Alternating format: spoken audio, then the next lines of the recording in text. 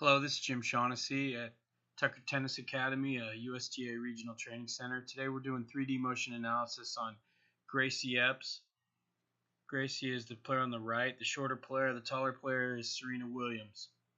Gracie's main problem is that she's falling as she's making impact with the ball. Her center of gravity is dropping as she meets the ball.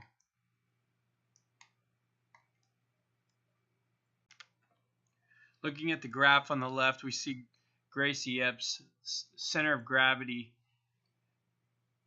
in the upward and downward direction. Her center of gravity drives downward. She has excellent loading of the legs. She drives up explosively, but she drives up too soon, and she begins falling at impact. Right here we see she has a downward velocity of 12.605 inches per second. Now what we do is see what causes this. First thing that causes it is mistiming the jump, or she could toss the ball a little bit lower and jump at the same time. We are looking at the racket tip velocities of Serena Williams and Gracie Epps, and if we look down here along this line, we see the X velocity, which is the forward velocity toward the net, the Y velocity, which is the upward velocity towards the sky, and the Z velocity, which is the velocity of the racket tip across. These are all velocities of the racket tip, and the ball speed we'll see about in just a second. But first thing we see is that Gracie Epps has a 26.8% deficit in forward racket tip velocity and a 39% deficit in upward racket tip velocity. So the long-term goal for Gracie is to improve in those areas, and we will demonstrate ways that she can do that.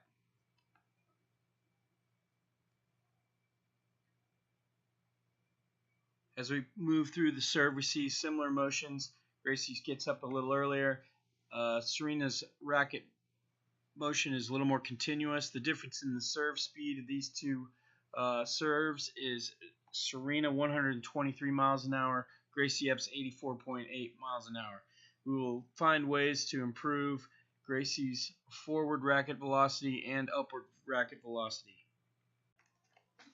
As we look at Serena and Gracie's right and left shoulder action traced, we see that they're very similar. Both of them are dropping their shoulders at impact, both left shoulder and right shoulder. What we do see is a little bit more rotational activity from the trunk from Serena Williams.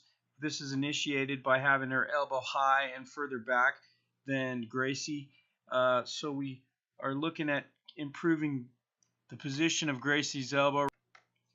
This will stretch the pectoralis majors muscles and the anterior deltoid further, getting a better action on the stretch shortening cycle.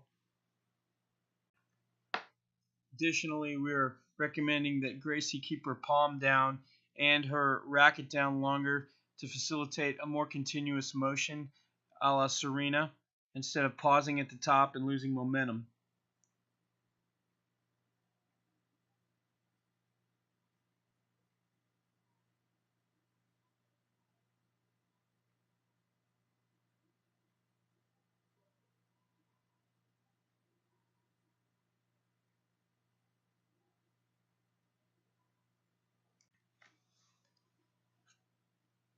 Additionally, we are recommending that Gracie stop her left shoulder from dropping earlier by trying to fold her left forearm across the body and hold the left shoulder up in order to block the left side of the body so that momentum may be transferred to the right side of the body and up to the racket.